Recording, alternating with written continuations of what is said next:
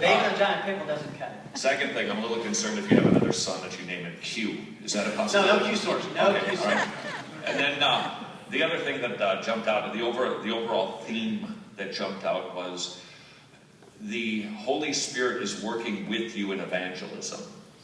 Don't forget that.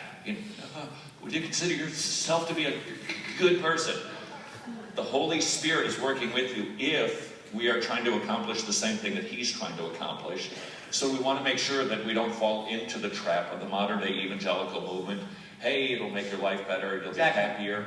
Now this is primarily sin, righteousness, and judgment. All right, now the question that I wanted to ask you, and this was kind of a drive-by that you did, but I want you to address it for the sake of the person who heard that and perhaps got rattled.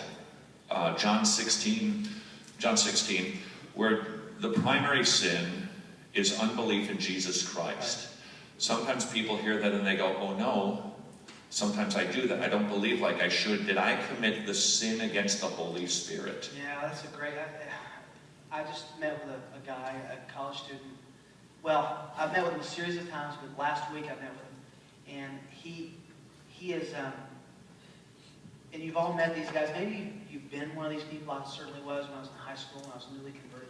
He has no assurance. I believed. And then he says, I think I've committed the sin of the blasphemy against the Holy Spirit, and I don't want to commit the sin.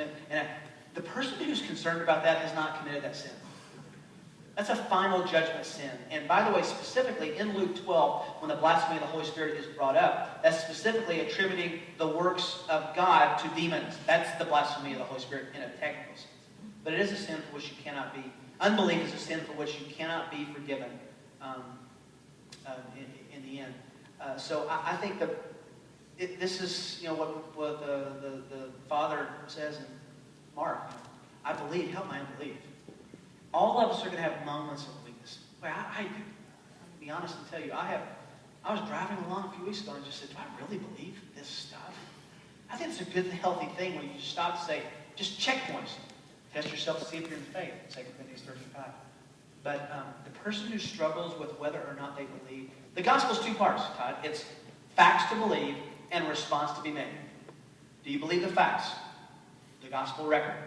And the response is usually where people get tripped up because they become Roman Catholic. And the word enough enters in. I don't pray enough. I don't read enough. I don't evangelize enough. And you fill in the blank enough.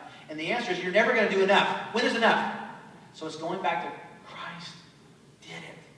It's done. It's satisfied. And I just think that we live in a world, and I love this, where we look so strongly at the Lordship of Christ. We don't swim enough in the grace of the gospel. Believe. That's excellent. All right, thank you for that. All right.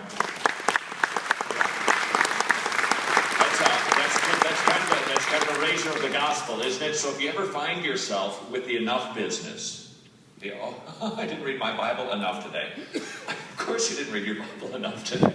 I mean, that's kind of like, duh. I didn't pray intensely enough. Yeah, I can promise you that. Of course you did. But the Holy Spirit is praying enough. Does that mean I don't have to? No, then you just flipped over into the other ditch. Now, at the same time, we got to be careful. I really prayed good today. No. So it's that constant, and it really should. I think we even talked about this last year. Don't forget, the Christian walk is always looking and going, oh no, I'm not where I'm supposed to be. Look at that, would you? Look at how far He's taken me. So don't ever lose sight of that, because otherwise you will fall into a ditch of depression, of despair that I'm not saved. But if you're not careful, you're going to think that you're saving yourself through all of your hard efforts. Always, always, always fix your eyes on Jesus. All right, short break again. When we come back.